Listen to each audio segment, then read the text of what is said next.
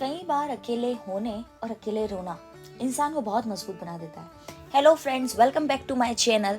आज हम चैप्टर 3 को स्टार्ट करेंगे आरजे कार्तिक सर की बुक कर दिखाओ कुछ ऐसा का। चैप्टर का नाम है एकलव्य। पहले 2 चैप्टर की समरी मैं आपको बता चुकी हूँ और वो पूरी मेरे चैनल के ऊपर है। तीसरा चैप्टर है एकलव्य। एकलव्य ये बताती है कहानी की किस तरीके से महाभारत की जब बात करते हैं तो एकलव्य उसमें एक अनोखा कैरेक्टर है जिसने हमें ये सिखाया कि हम गुरु के बिना गुरु के भी खुद से शिक्षा को प्राप्त कर सकते हैं, सिर्फ गुरु को साक्षी मानकर। ये चैप्टर था कि इसमें ये बताया गया है कि किस तरीके से एकलव्य ने अपनी शिक्षा को बिना गुरु के, जब गुरु ने मना कर दिया लेकिन सिर्फ उनका जो सपना था वो एक उत्साह में थे, उन्होंने वो की। इससे ये प्रेरणा भी दी उन्होंने कि किस तरह से गुरु उनके लिए महत्वपूर्ण थे। उन्होंने गुरु दक्षिणा में जो गुरु द्रोण ने मांगा वो दे दिया, एक क्षण भी नहीं सोचा और अपना अंगूठा काट कर उन्होंने अपने गुरु के हाथ में दे दिया। और उसके बाद भी वो रुके नहीं, वो अपनी कुशलता में पारंगत होते गए। तो ये सारी चीज़ें इसमें बताई थी। फिर उन्होंने बताया, जो चैप्टर में बताया सर ने, वो बताया है कि एकलव्य से जीना जाना कि सीखते कैसे हैं, कि हम अकेले रहकर भी कैसे सीख सकते हैं। कई बार हमें लगता है कि बिना टीचर्स के, बिना किसी की एडवाइस लिए हम जिंदगी में कुछ नहीं कर सकते, बट हमारे आसपास और दूसरी सारी चीज़ें देख कर भी हम बहुत चीज़ें सीखते हैं हमारी लाइफ में, ऑब्जर्व करने से सीखते हैं। तो इन्होंने इस चैप्टर में बताया था कि किस तरीके से आरजे कार्तिक सर ने अपनी लाइफ में एकलव्य से बहुत कुछ सीखा है, कैसे उन्होंने अपने आरजे कार्तिक का सफ़र तय किया अकेले। उन्होंने रेडियो जॉकी बनने का जो सपना देखा था वो भी एकलव्य जैसा ही था। एकलव्य की तरह गुरु तो था लेकिन मेरी पहुंच से काफ़ी दूर थे जितने भी उनके गुरु थे। तो उन्होंने सुन कर सीखना स्टार्ट किया। उन्होंने बहुत सारे यूट्यूब पे बहुत सारे रेडियो जॉकीज़ का सुना और देन अपनी स्टार्ट की। फिर उसके बाद उन्होंने जो सेकेंड टॉपिक बोला वो है कि उन्होंने उनके अंदर का जो एकलव्य था उसने उनको कैसे आगे बढ़ाया।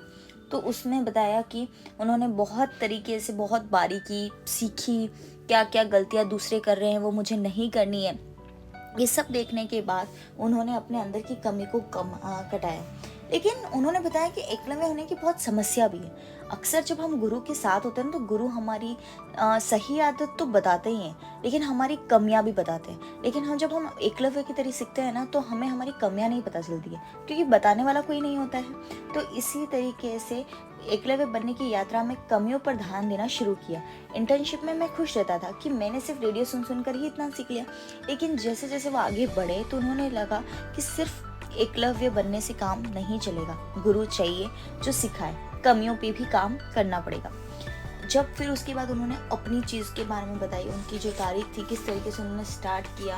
अब उन्होंने बताया कि एकलव्य होने का मतलब क्या होता है। आपने सुना होगा कि जिन्होंने दुनिया में नाम किया है उन्हें भी वही 24 घंटे मिले, वही धरती मिली, वही आसमान मिला।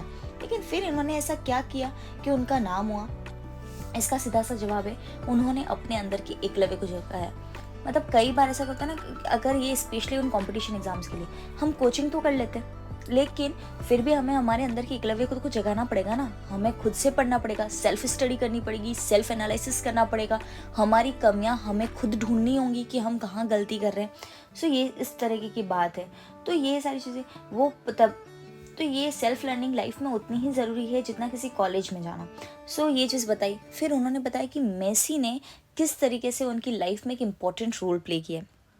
तो जो फुटबॉलर थे मेसी, उनको एक बीमारी हो गई थी 10 साल की उम्र में।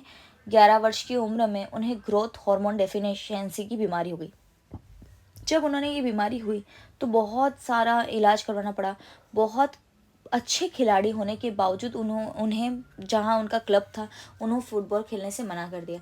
लेकिन मेसी ने कभी पीछे मुड़कर नहीं देखा। वे दुनिया के सबसे अधिक कमाई करने वाले फुटबॉल खिलाड़ियों में से एक है। मेसी के सामने आगे न बढ़ पाने के कई कारण थे लेकिन उन्होंने अपने अंदर के एकलव्य को जगाया और सफलता की राह चुनी। अगर हमें हमारी लाइफ में आगे बढ़ना है तो इस बुक में बताया है कि एकलव्य की कौन सी ऐसी सीख है जो हमें हमारी लाइफ में अप्लाई करनी पड़ेगी। तो सबसे पहला है सीखने का सही मतलब। ऑनलाइन दुनिया में सीखना कोई बड़ी बात नहीं है। काफ़ी लोग ऑनलाइन वीडियो देखकर काफ़ी कुछ सीख जाते हैं। जिन लोगों के वीडियो देखे हैं उनसे कभी मिले भी नहीं होंगे। लेकिन क्या सिर्फ इन सब को करने से बात बन जाएगी क्या? तो जवाब है नहीं। आपको उनका एनालिसिस खुद करना पड़ेगा।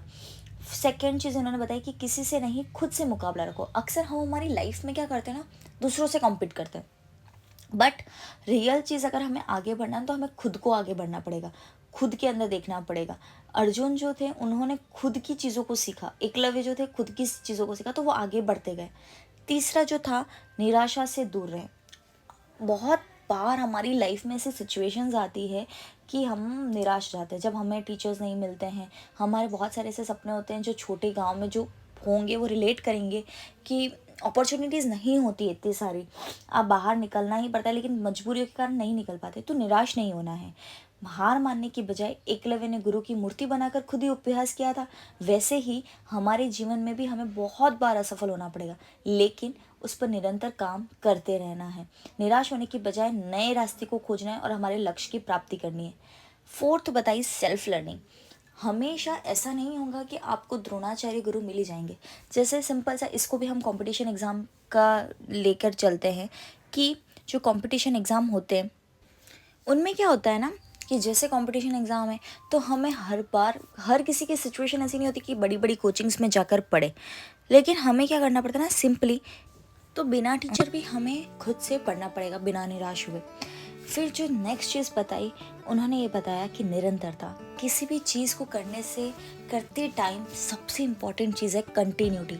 हम हमारी लाइफ में स्टार्ट तो कर देते हैं, स्टार्ट करना इज़ नॉट इम्पॉर्टेंट इस टाइम में, इम्पॉर्टेंट है कंसिस्टेंट रहना। हम कंसिस्टेंट नहीं रह पाते। एक लेवल से हमें सीखना होगा कि लक्ष्य हासिल करने के लिए, अपने क्षेत्र में परफेक्ट होने के लिए निरंतरता बहुत ज़रूरी है। हम बार बार अभ्यास करेंगे, अपने काम पे निरंतरता रखेंगे तो सफलता एक न एक दिन ज़रूर मिलेगी। सो आज की ये जो पूरा तीसरा चैप्टर था एकलव्य, मैंने ये कंप्लीट किया है। आप लोगों को कैसा लगा ये बताइए, लाइक कीजिए, शेयर कीजिए एंड सब्सक्राइब कीजिए। Thank you.